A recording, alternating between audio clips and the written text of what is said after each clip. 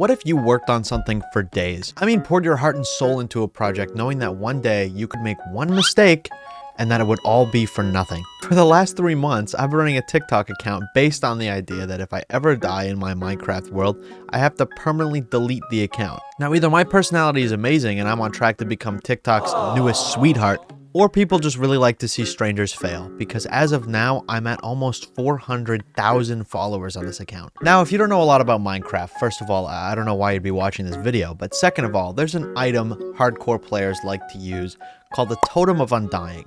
Basically, what it does is exactly what its name implies. It saves you from death, but only once. Whenever you have a totem in your hand, it doesn't matter. You can fall, you can burn, you can get mauled by a bear. As long as you have a totem, it will save you from death. However, there is one thing that completely ignores whether you have a totem or not, and that is the void. And there's only one place the void is available: in the end. On this particular world, I've had the ability to go to the end since like day 10, like 2 months ago. But I was scared to go because no matter how much prep I did, if I got knocked into the void, I was dead. I had to reset. But I knew I couldn't run from it forever, so I made a promise. On day 50, I would enter the end, and I would either leave with the dragon dead or say goodbye to my account forever.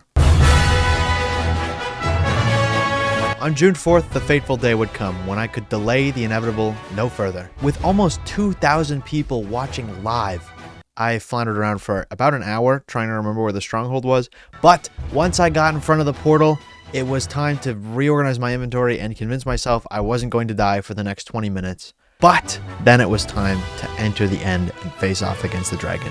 Now, if you're a Minecraft fan, you may have seen speedrunners use beds to kill the Ender Dragon. The reason they do this is to kill the dragon quickly, obviously it's a speedrun, and to minimize the risk of dying. However, there were 2 reasons I couldn't use beds. I had a very limited inventory, and I needed a lot of blocks for something I'll explain later.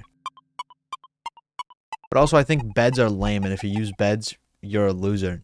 And with those 2 impregnable reasons in my mind, I enter the end with no beds. I also loaded up on slow falling potions because I don't trust myself to put that little puddle at my feet every time I fall. Immediately, I took aim at the crystals and tried to avoid the eyesight of Endermen. Luckily, my trusty Bo Burnham, did quick work with the crystals. And once all the crystals were gone, it was time to lock my eyes on the real target, the dragon. Bo Burnham took pot shots every time the dragon drew close enough. I was waiting for my chance to strike. The dragon started to perch, and now was my chance to go in for the kill. And I completely missed my window and had to wait for him to perch again. But this time, I was gonna get it for sure. With axe evasion in my hand, I took my shot at the dragon and ended up leaving the dragon with 1 hit. It was a bit anticlimactic, but with a single shot from Bo, the dragon was no more, rewarding me exactly 69 levels for my hard work.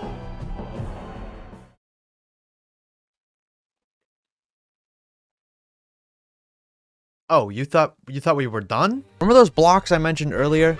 Well, they're actually for bridging over the void. The only thing I said that could kill me 100% and completely. Well, it was also the only way to get one of the rarer items in the game, an elytra. For any less Minecraft savvy viewers, elytras can only be found in a semi-rare section of a rare structure found in the end. That can only be reached by slowly bridging over endless nothingness for hours. Never in my life have my fingers felt so weak than dangling 400,000 followers in the void. Are you fucking serious? But after an hour of holding shift, I finally found an end city. Finally go home and take a long rest, and it didn't have an elytra. You poor naive soul, you thought an hour of working through heart palpitations and near brain aneurysms would be enough? I had been blessed with the smallest, shittiest end city I've ever seen in my entire life, which meant no elytra for me, no breaks, no comfort, no rest. But, you know, at least it wasn't that bad. I was on the right track. I was at the end of my rope, seriously considering turning back or logging off in the end and trying tomorrow.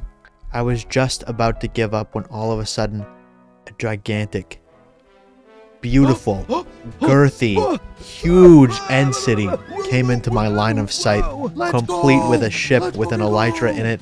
And I wasn't wasting any time. I built straight up to the elytra, I grabbed it, and it was time to go home. Mission complete. My TikTok survived another day. We did it, boys. We did it. And then tragedy struck.